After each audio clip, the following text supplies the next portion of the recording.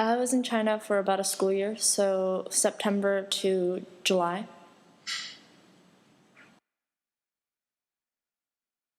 I was enrolled in the Hangzhou Greentown Yuhua School, the regular high school and the regular humanities stream in the junior class, year 2, class 7.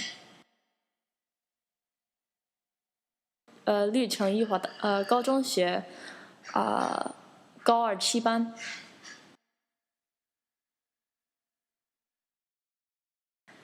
I learned everything that the junior year humanities stream learned. So aside from the literature, philosophy, government, and history classes, as well as the English classes learned in Chinese, I also learned a bit of physics, chemistry, and biology. So enough to be able to take somewhat of the Gaokao or university entrance exam meant for the junior year.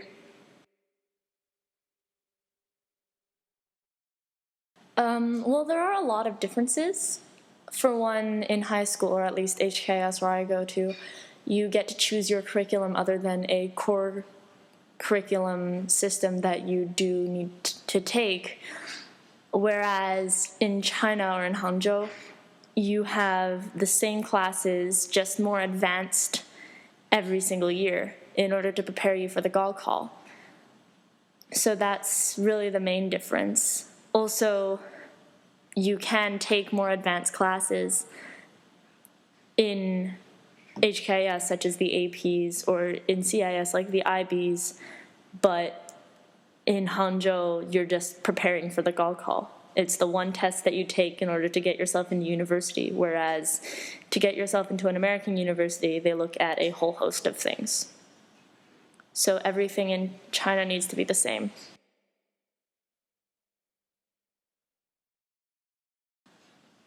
The Gaokao is a university entrance exam that has 2 streams. You can either take the humanities stream of the university entrance exam, which is why you're in the humanities stream in high school, starting in year 2 and year 3, or you can take the science streams in year 2 and year 3 and take the science Gaokao. If you take the science Gaokao, you're eligible for only science-related majors in universities, whereas if you take the humanities stream Gaokao, you're only eligible for humanities streams in universities, which means that it effectively determines your future. The Gaokao is also a university entrance exam taken by everybody in China, and the better score you get collectively on the exam, the better university you are eligible to apply to. So you only get one shot, and this shot lasts about 5 days, depending on how many portions of the test you're taking. So higher scoring humanities stream students will be eligible to take the higher level class portion exams, whereas everybody else will just take the regular humanities portion exams and see how high they could get on those. If you score really high, you can get into Yiban universities, which is essentially the equivalent to Harvard, Stanford, but in China, like Beida, Beijing University, or Peking University. I guess it's called Zheda, like Zhejiang University, and Fudan Da, I think. Those are the big 3.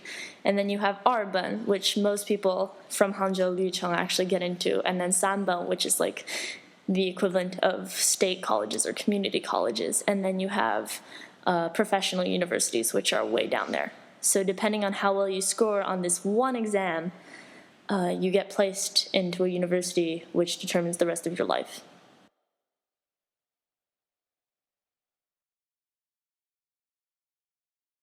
You can retake the Gaokao, but you would effectively have to redo your entire Gaosan year. So you would have to repeat senior year, be pretty much a disgrace to your family, your friends, yourself. So, but you could retake it. You'd just be a social outcast in a sense. It's a bit of a 丢脸 experience, I guess. That's the only way I could really put it. Sort of disgraceful to retake the Gaokao.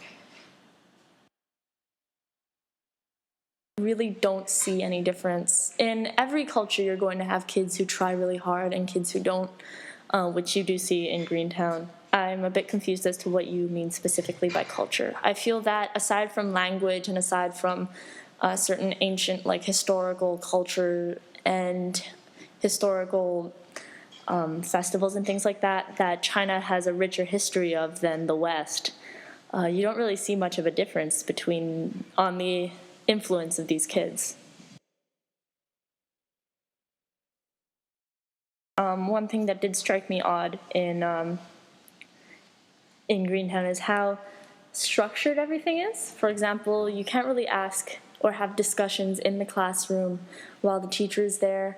Study hall has to be done in complete silence, and the teacher always just stands up there on a podium and gives out lectures. So that's one thing, is that it's structured and it's very discipline-orientated. And also that there's only one correct answer, ever, because you're preparing to have a test at the end of the year that determines the rest of your life. And on that test, there can only be one answer. So even on literature tests, on humanities-based tests, there's still only one correct answer. So you can't have, like on the SAT 1s or 2s or anything like that, where you state a point and you develop it. If you develop the wrong point, it's still wrong. Something else that really struck me was that, let's see. And another thing that I did find really odd at Greentown, because apparently Greentown in terms of high schools is not, although very internationally well connected, is not one of the better or more stricter schools that get students into better universities in Hangzhou. So getting a 70% or a 60% is considered really good on most subject tests, as long as it's not the case on actual semester exams, although it is fairly common.